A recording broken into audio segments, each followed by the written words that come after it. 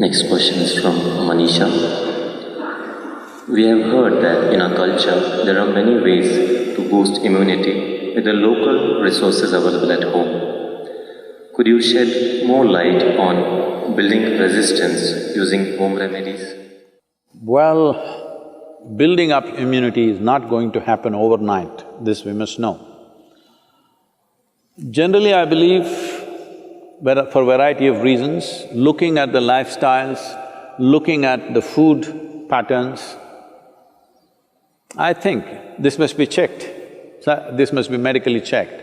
I think southern Indian people are having a better immune system than a whole lot of other people in the world, simply because of the food patterns and the practices and the weather and various other aspects. You must understand, in a tropical climate, there are more life forms than anywhere else, including microorganisms. The number and the variety of them is very, very high. So living in this land itself, the system becomes more resilient because we are exposed to these things all the time. That is one aspect. Another thing is food, another thing is lifestyles. All these aspects are there. Being farming communities largely, most of us, if not in this generation, in the previous generation, we've all come from farming communities. So people lived on the land, that itself gave them enormous strength. In most other parts of the world, over 80% of the population moved away from farming probably 100 years ago. In India, we've just moved away from the land only in the last 25, 30 years ago. This benefit is still there with us. It will not stay with us if if everybody starts living in high-rise apartments without being in contact with the ground and start living like lab rats, protected from everything, well, our immunity also will go down. But I think we still have this advantage.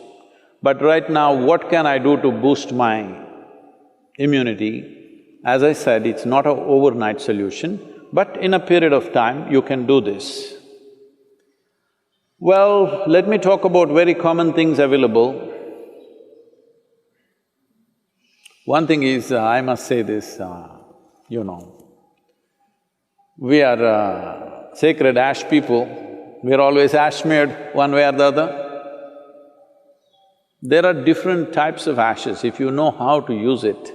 I can't go about giving you instructions of this over the on the web, but if you learn to use it properly, it helps. Neem is available almost right across the country except in the mountainous places. Daily consumption of neem leaves. Turmeric is anyway available. Now they are making what is called as nano-turmeric, where the absorption rate is way higher than the normal turmeric, which also greatly enhances your immune system.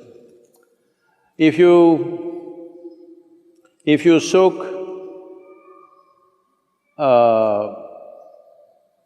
the gooseberry or the amla or the nallikai in honey overnight, along with some broken pepper, black pepper or green pepper. Green pepper, I'm saying for those of you who are in other countries, green pepper does not mean chili.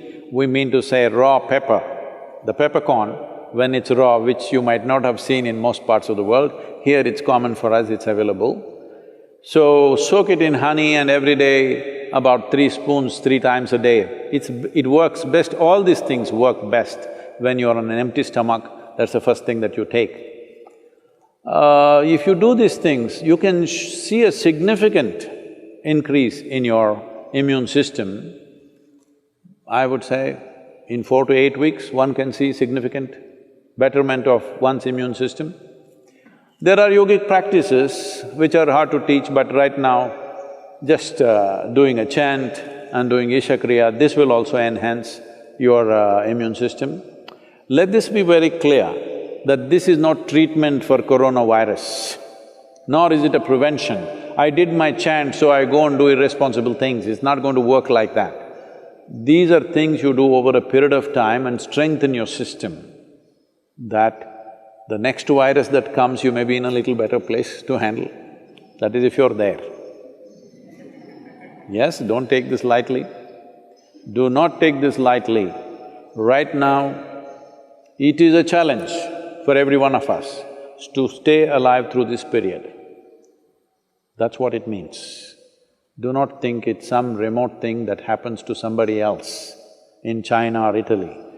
Right now, if you stay alive through these 6 to 8 months, that means we have handled this responsibly. If every one of us stay alive, that means we are good. We have lived consciously and responsibly, that's what it means. This is what, unfortunately, the governments have to enforce by force, because a whole lot of people don't seem to realize that this is necessary. And they think this is some fiction. This is not fiction. This is an imminent danger that we need to handle properly.